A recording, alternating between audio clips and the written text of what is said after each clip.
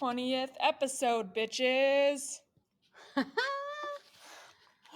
So, in honor of it being the 20th episode, we are going to take a shot of Appalachian Sipping Cream Liqueur Strawberry Dream. Oh boy. 40 proof, 20% alcohol per volume. Never tried it, seen it, grabbed it. Smell good? Oh, it smells very alcohol-y. Oh, yeah, it does. Cheers! Oh. Wow. Oh, shite. That kind of hit in the back of the throat. Whew. I like the moonshine ones better. That was a treat. Yeah. Oh, wowzers. Yeah, welcome back to another episode of Minors of Mayhem. 20th. This is a true crime podcast that focuses on minors who commit murder. I can't believe it's our 20th episode. I can't believe Jack is smoking out. Yeah, they're kind of smoking pretty good. For those who are just doing audio, we have Marie Laveau and Handsome Jack. They're incense burners, so we decided to light them today because the smoke comes out of their eyeballs, and they're really putting it out. Oh, that's funny. They're cute, though. They are cute. They're our friends.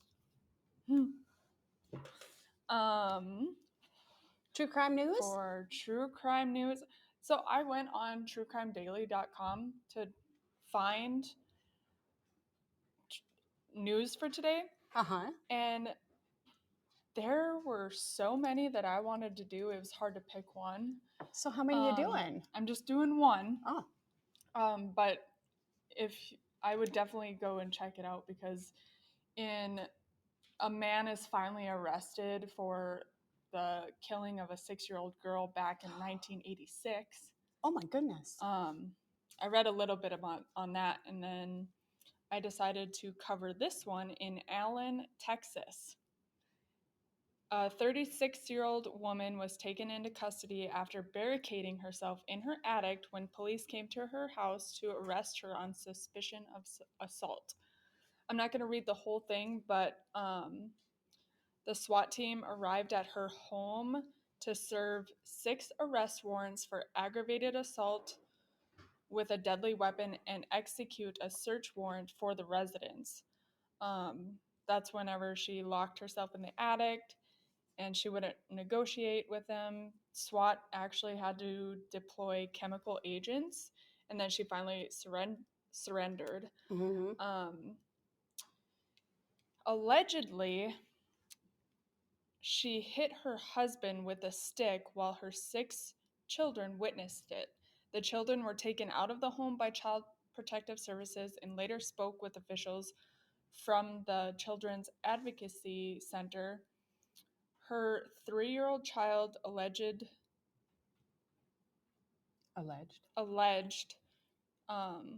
her name is Lul, L-U-L Top. Lul Top? Yeah. Her last name is Top.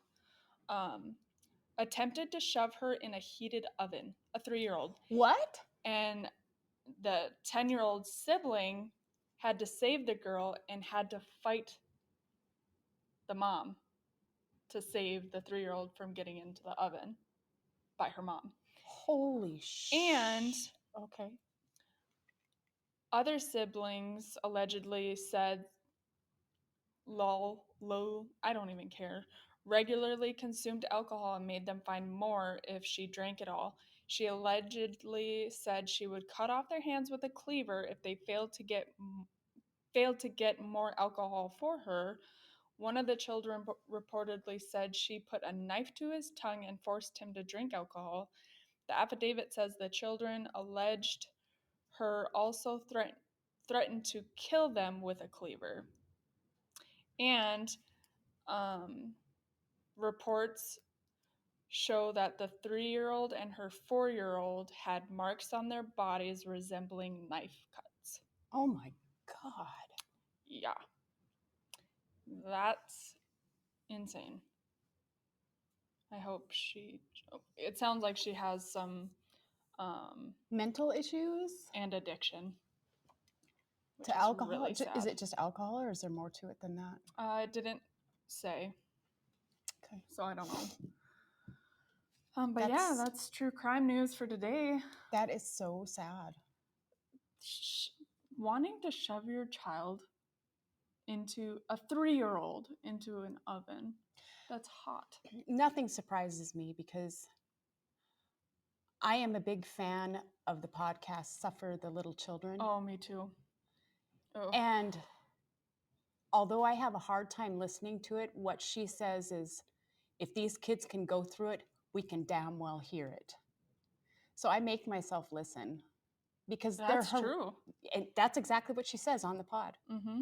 If they can go through it, we can damn well listen to it and bring awareness to how bad child abuse is and how bad CPS fails over and over and over. Mm-hmm. I mean, It's so bad. I'll be doing my mail route, listening to this crap, and I am just seeing red. So shout out to her because that would be hard to research weekly. She's had to take an extended little time off here and there just to recoup, and because it does, but she does, not only does she do the pod, she visits some of the grave sites when she goes on vacations or whatever, and she just lobbies for and she all talks of to the families. Yes. Family members. So if you guys ever get a chance to listen to Suffer the Little Children, it is hard to listen to, but it is important to it's important to get their stories out there, because a lot of the time it could have been preventable. Oh, over 90% of those could have been preventable if CPS did their job. They need to revamp CPS in every freaking state. Mm-hmm.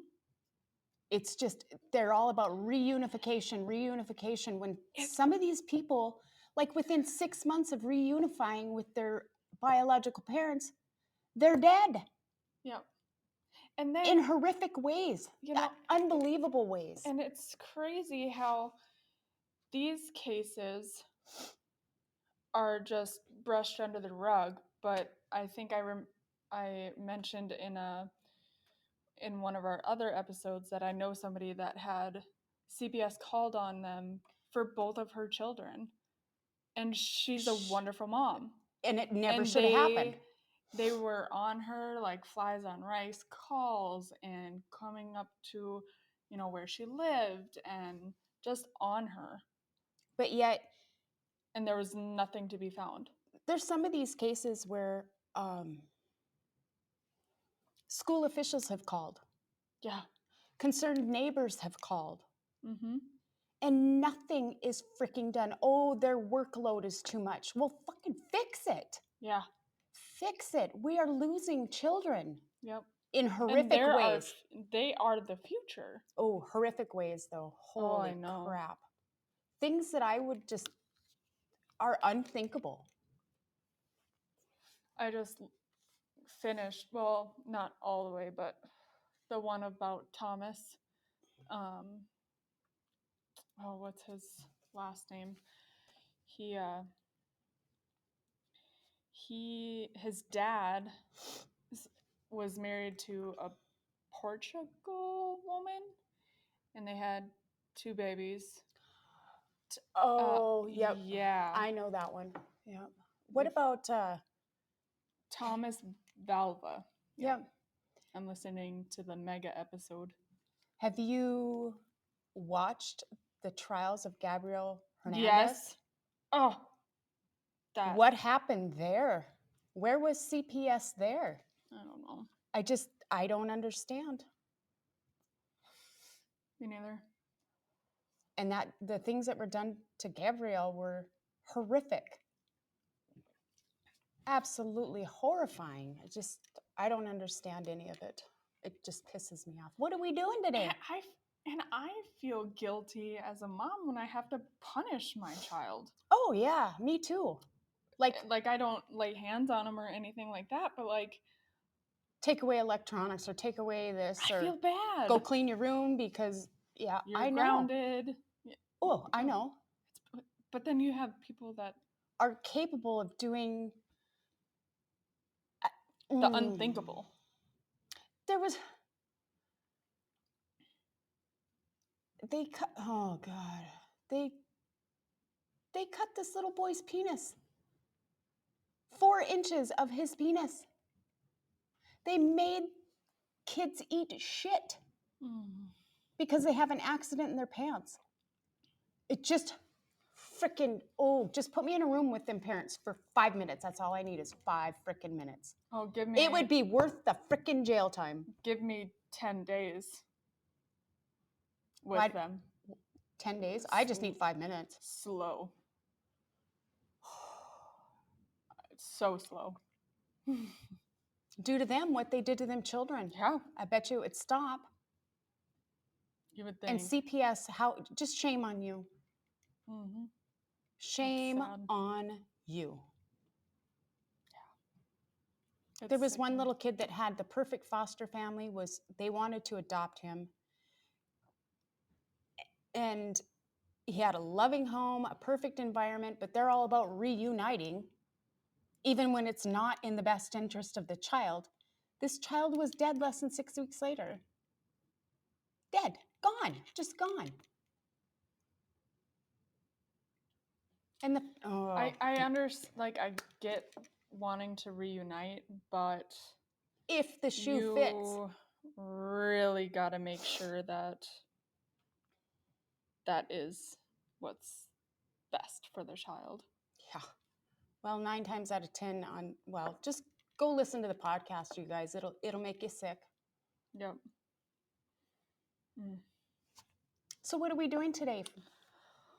I'm covering a UK case. So we're taking a hop, skip, and a boat ride? Yes. Okay. I'm going to be covering James Fairweather. I don't know this case, so that'll be good. James Fairweather was born August 5th, 1998, to Anita and James Fairweather and lived in Colchester. I hope I pronounced. You get a bye. It's not. I don't get it. Which is a city in Essex, England. James attended primary school and then moved on to Colchester Academy. At the age of 6, school reports described him as, quote, quiet and well-behaved child, sensitive to the needs of others, unquote. However, once he started at the academy, his behavior deteriorated. For example, James was peer pressured into punching another student, and when he did, he was praised with high fives. James often misbehaved and would even take the blame for other students just so he would feel accepted and wouldn't be beat up by other bullies. A teacher had done a critical report on James, and when he found out about it, he went through the teacher's belongings, found the report, then ripped it to shreds. The teacher described James as, quote unquote, a thug.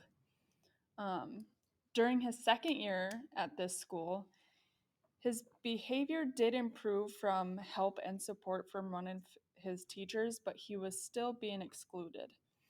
James was bullied for his ears, struggled with dyslexia, causing school to be difficult. What was wrong with his ears? Prominent. Stuck out? Yeah. Okay. In 2012, James's grandmother passed away, and this affected him pretty badly. He must have been close to his grandma? Yeah. Okay. In January 2014, James was sentenced to a year's supervision for a knife point robbery of cigars. How old was he? And he was born in 98 to 2014. 16? Yeah. Yeah, we'll go with that. Okay. Or 98, 08. Yeah, 16. I don't know. Correct me if I'm wrong. Don't math I don't today. care. We're not mathing. Not long after, he also robbed Martin's newsagents in Hunwick Road, Colchester. Once the what? So, was there any precipitating factors? I mean, why did his demeanor change when he started the academy? What happened to change the way he was? Do you know? I think just, maybe being bullied And just and wanting then to just fit wanting in to and fit in. I don't know. okay. Mm. Good home life or I didn't read anything on that. okay. You said this was a hard one to research because It it was was. from a different It country. was. So A lot of it said this pretty much the same thing, but like one said one thing and another resource said a different thing. So I'm like trying to figure out what was. I just can't fathom that big of a change. So like at home, he would watch a lot of horror movies and he would play like violent games like Call of Duty and all of those things that. But my kids that do don't- that, and they don't have a mean bone in their bodies. Right. So I can't contribute that to that. No. Once the teachers caught wind of James's actions, they put him in isolation. His behavior got so bad that he left school in Easter of 2014, only returning to sit in his GCSE classes, which is, I had to look it up because I didn't know what it is. It's General Certificate of Secondary Education. Oh, so kind of like a GED, kind of Yeah. maybe? Okay, like adult learning. But like also a secondary education, I believe, is like higher, more. What did I? It's been a couple days since I wrote this part, but I think it's like more. What's the word? Like, I don't want to say professional, but like it's College based? no, it's No. not college based. Like it's more just like more geared towards one thing? more like approval, like a trade? no. No. Anyways, it don't matter. James had started watching violent movies since the age of 13. He had an obsession with serial killers. He would be quote unquote turned on by them and researched Ian Huntley, Mira Hindley, the Yorkshire Ripper, aka Peter Sutcliffe, and his all-time favorite was Ted Bundy, who we all know sexually assaulted, murdered, and decapitated his victims. Among other things, yes. James wanted to match or surpass his idols and fantasized killing his parents and head teacher. Even during his trial, he admitted to wanting to rape the girls who mocked him, kill the boys who bullied him, and throw acid in the head teacher's face. Oh my gosh. Okay. Now that you have the background of this monster, let's get into his victims. I want to know what made him this monster. Was he born evil? I really would love to know what kind of. There was a psychological kind of report, but it's like based on a whole spectrum, so I don't know what like triggered him to be who he is. Something's missing here. And just a side note, I did read allegedly he would do not child abuse, animal abuse as well. So that's always a key factor too. That's huge. James Atfield was a 33-year-old father of 5. I couldn't find much about his car accident, but the accident gave James multiple injuries and brain damage that he was recovering from at the time of his murder. What? Oh, this is a victim. This is his victim, James Atfield. And it's going to get confusing because they're both named James. Okay. So I'll say James Atfield whenever I say his name. On March 29th, 2014, James Atfield was found barely alive in Castle Park. James had been drinking and decided to take a walk in Castle Park when he accidentally fell asleep. When paramedics arrived, James Atfield was stabbed and slashed more than 100 times. Just like the Yorkshire Ripper victims, James's eyes had been stabbed. Oh my Lord. There was no trace of evidence at the scene, no footprints, weapon, or forensic evidence. Absolutely nothing for police to go off of.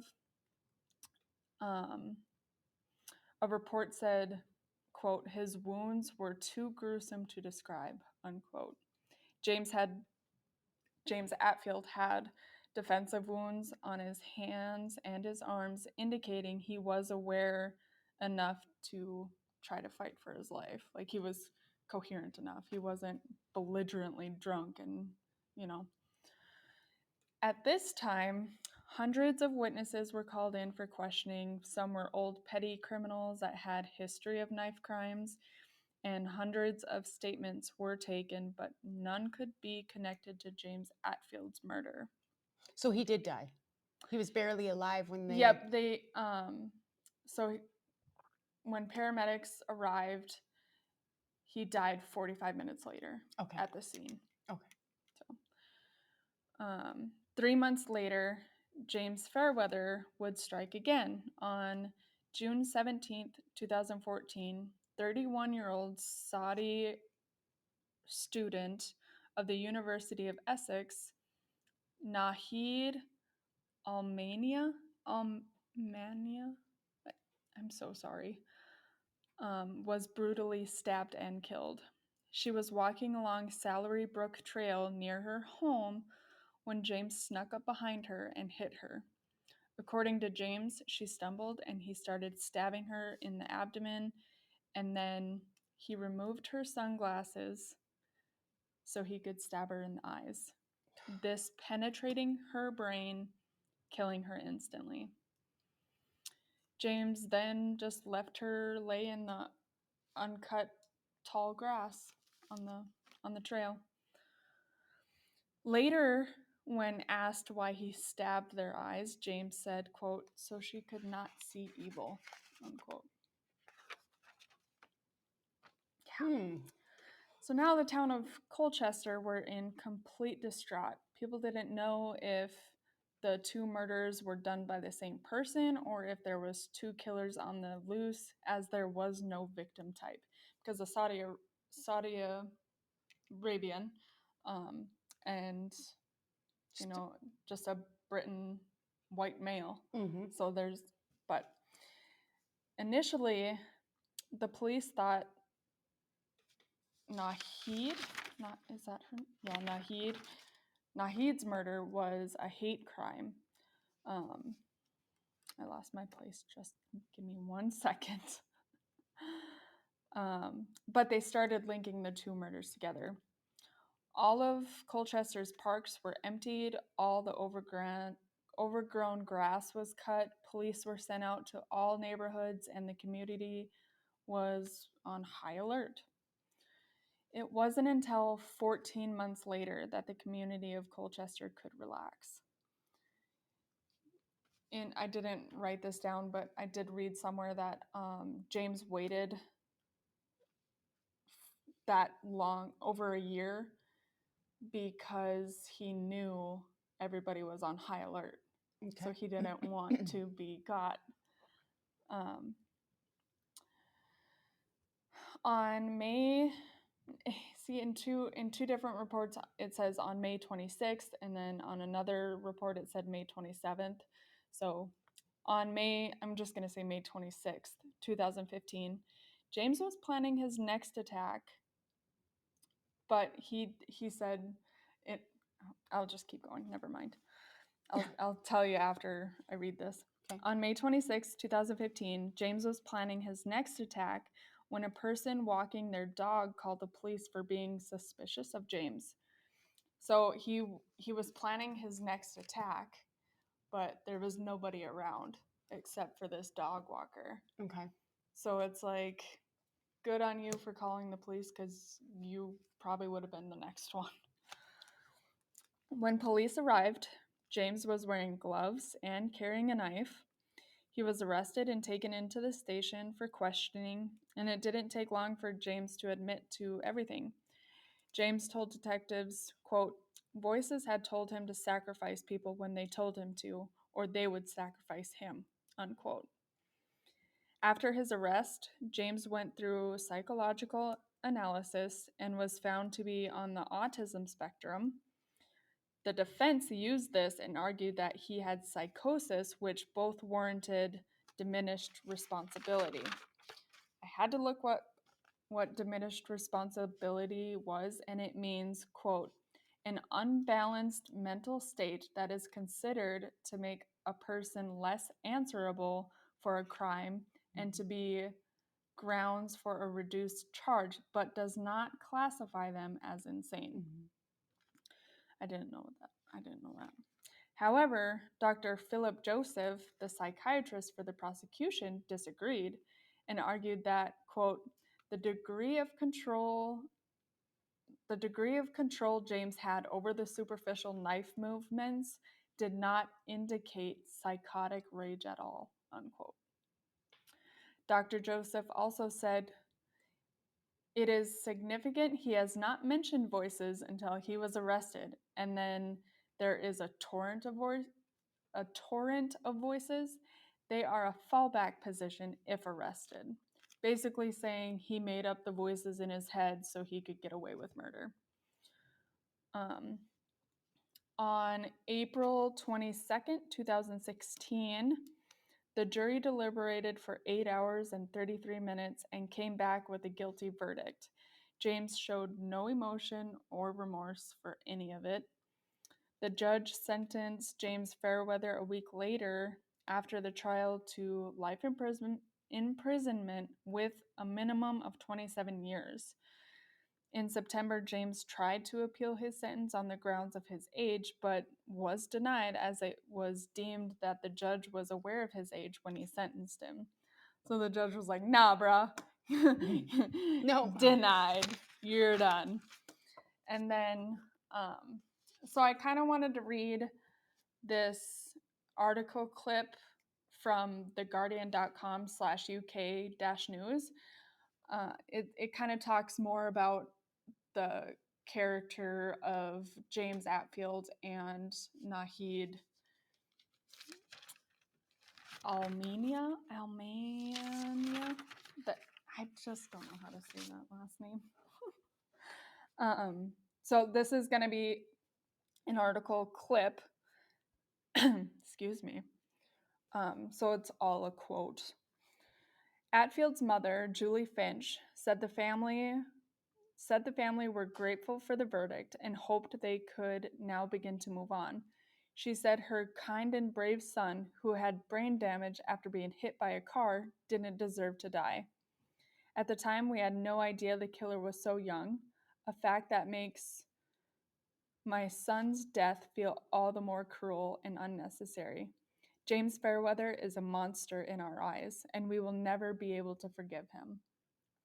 She thanked the police and media for their support and sensitivity throughout the investigation and trial. After Nahid's death, her family issued a tribute through a police family liaison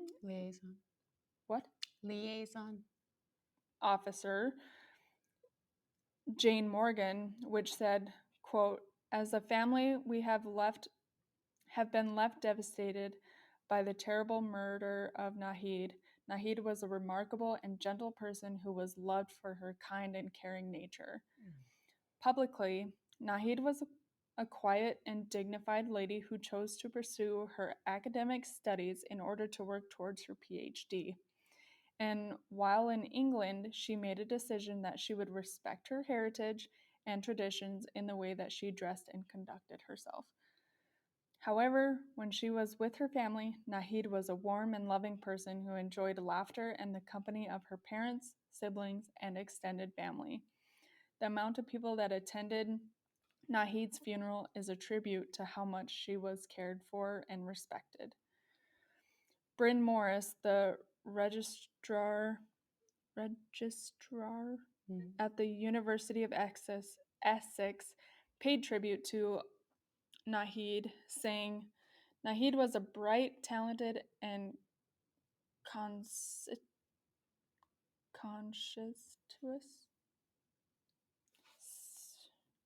Can you read that word? Conscientious. Conscientious. Conscientious. Yeah, that. Conscientious. Member of our university community. She was considerate and well-respected student on our English language program and is missed by her teachers and fellow students. We will continue to honor her memory through the Almania Scholarship for Science, which is offered to overseas students studying science or health-related subjects as postgraduate level. Wow. And that's the case of a monster called James Fairweather. There's something definitely wrong with him. There was so much. Like, it was insane to try to piece it together, and it's sad. Our hearts go out to Nahid's family and James Atfield's family. That was disgusting. Yeah. I just wonder what all the background is. What precipitated all of this? Mm-hmm. What set him off? What turned him that direction? Right. Maybe if I find something else, I can. Because it's not video games and it's not violent movies. And it's not being obsessed with serial killers, because I wrote all my college papers on serial killers. Really? Yes. Oh, that's cool. I was, yeah. Dang. So it's not that. Because I'm obsessed with serial killers. Yeah. I always have been. Well, I mean, we do have a true crime podcast, so I mean. My obsession runs deep. I just want to dig in their brains and see how they work. Yeah. Big time. It's like, yeah. But as always, if you have any case recommendations, if you want to bullshit with us, if you have any questions, Constructive criticism. I was going to say critical constructive but then it came out wrong. So constructive criticism. You can find us at Facebook. Miners of Mayhem. You can find us on Facebook by typing in the search bar Miners of Mayhem, or you can email us at minersofmayhem@gmail.com. Are you struggling today? Yes. Usually I have all of this written out and I didn't do it this time, so now I'm just like trying to go off of memory and it's not going so well. So lesson learned, always write down what I'm going to say, because then I just fumble. I'm laughing. Speaking of fumble, it's Super Bowl Sunday. Who are you going for? Well, you don't care. I was going to say, really? I don't do football. I don't give a shit. But tell me about the commercials. Was there any good commercials? It hasn't even started yet. Oh, it hasn't? No. Okay. I was just going to ask you, like, who are you going for? But I don't even know who's playing. 49ers and the Chiefs. So I really want the Chiefs. Like, I have a couple good friends that are Chief fan lovers. But then again, like, I don't want them to win another Super Bowl. So I want to go for the 49ers. But then I don't like the 49ers because I just don't like them. Okay. So I'm all for the halftime show. And I'm not even going to turn it on. But what time does it start? 5:30. But I'm excited because after the end of this, so at the end of this racing month, starts in February. February 29th, F1 starts. Yeah. And I'm so excited. I'm so excited. Screw football. Yeah. It's overrated. Ever since I started watching Formula 1, I could give a shit less about football. Like I just learned that like my team, the Steelers, were 10-9, and I was like, "Oh, that's actually not that bad," but You used whatever. to be a But I nutbag. used Everything you had was Steelers, Steelers, Steelers. I know. And all of that shit is on the top shelf in my closet now cuz I don't care. I care more about Formula 1. I never cared But I about grew up football on a day in my racing, life. so Yes, like we did. It I was all about used to racing on race. Sundays. We used to watch NASCAR. I Then quit when Dale Earnhardt died. me too. And then I got into racing, me and my brother. And then my uncle got me into football. And then when Uncle Clint, he got me into football. And then met my husband, and we started watching F1. It's great stuff. Your Uncle You guys should Brad try it. races. Yes. And my cousins, they all raced. I mean, it's in our blood. Yes, it is. Well, until next time, check out Suffer the Little Children. Yes, do that because it's insane. And everybody should have light shined upon them. Be prepared to get really sick to your stomach and be very angry, though. But you should listen. It's a huge eye opener. Mm-hmm. Like she always says, if you see something, say something. Yep. Until next week, stay safe out there. Keep it real. Bye. Bye.